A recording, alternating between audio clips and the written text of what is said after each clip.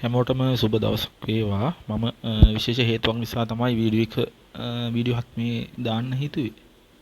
ඇත්තට මේක අර මේ මම කලින් පොරොන්දු වුණානේ අන්තිම වීඩියෝ එකේ ඔයගොල්ලෝ බලපෙලා මම මේ අපහු අර දිගටම පිළිවෙලටම වීඩියෝ දාන්නේ නැහැ. හැබැයි විශේෂ අවස්ථාවක් වුණොත් මම වීඩියෝ දානවායි කියලා.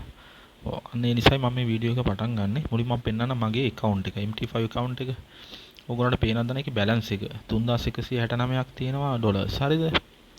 ඩොලර් 3169යි. මේක ඔයාලට මතකද දන්නේ මම කලින් මුලින්ම දැන් මේ ඩොලර් 285යි. 285 මම ට්‍රේඩ් කරලා මම ට්‍රේඩ් කරපු හැම එකක්ම මගේ මේ YouTube channel එකේ දාලා තියෙනවා. ඔයාලට බලන්න පුළුවන්. ඒ ෂෝට් වීඩියෝස් නේ ගොඩාක් තියෙන්නේ. හැමෝම ෂෝට් වීඩියෝස් වැඩිපුර බලන නිසා මම ෂෝට් වීඩියෝස් වලින් තමයි දැම්මේ. හරි. මේකේ බලමුකෝ 3169යි.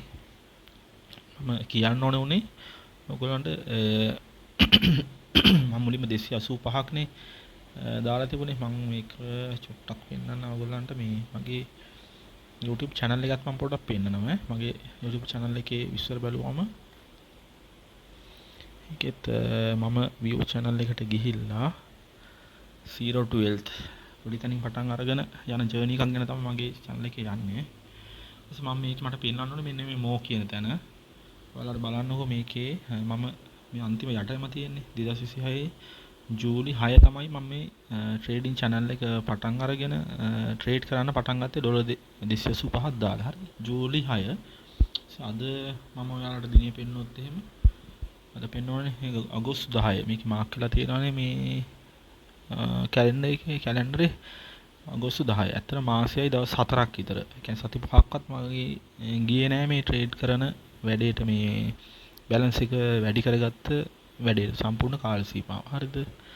හරි. ඒකේ මට පෙන්වන්න ඕන උනේ ඕගොල්ලන්ට 3169ක් නේ. මගේ මම කැලේ එක ඕපන් කරගන්න පොඩ්ඩකට. 3169 බෙදනවා 285න් ඔන්න 11යි. හරිද? අපි දල වශයෙන් හිතුව 10 ගුණයක් කියලා. ඒ කියන්නේ දාපු ඩොලර් 285 අයින් කරත් මම ඒ වගේ 10 ගුණයක් හොයලා තියෙනවා. ඇත්තට ඩොලර් 285 කියන්නේ ඒ වෙලාවේ රුපියල් ලක්ෂයක්. මගේ ළඟ තිබුණු සල්ලි ටික නේ ඒ රුපියල් ලක්ෂය. මම ඒක දැම්මා. දැන් බලන්නකෝ ඒක ලක්ෂය මේ වගේ 11 ගුණයක් වෙලා තියෙනවා. අපි නිකමට බලමු මේකේ දැන් රුපියල් කීයද කියලා නේ 3169. මම බයිනන්ස් එකට ගියොත් එහෙම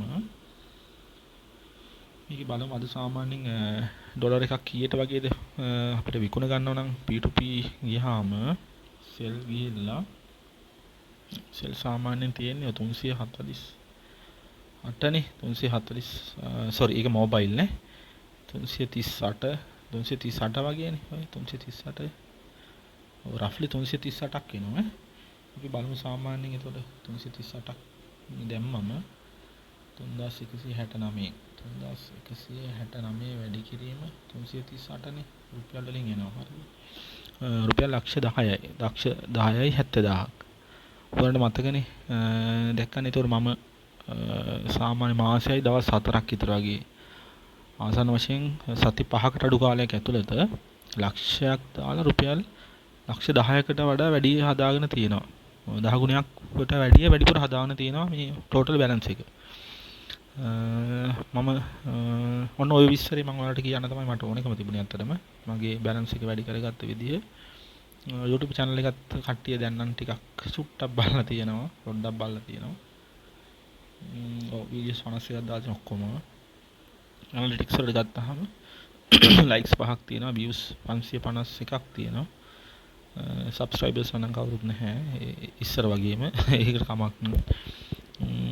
බලමු මම මේක දිගටම කරගෙන යන්න බලාපොරොත්තු වෙනවා. channel එකයි ට්‍රේඩින් වැඩේ. මම විශේෂ අවස්ථාවක් මේ වගේ යෙදුනොත් එහෙම ඔයගොල්ලන්ට මම මේක මේ ට්‍රේඩ් එකක් YouTube channel එකේ වීඩියෝ එකක් දාලා ඔයගොල්ලන්ට කතා කරන්න එන්නම්.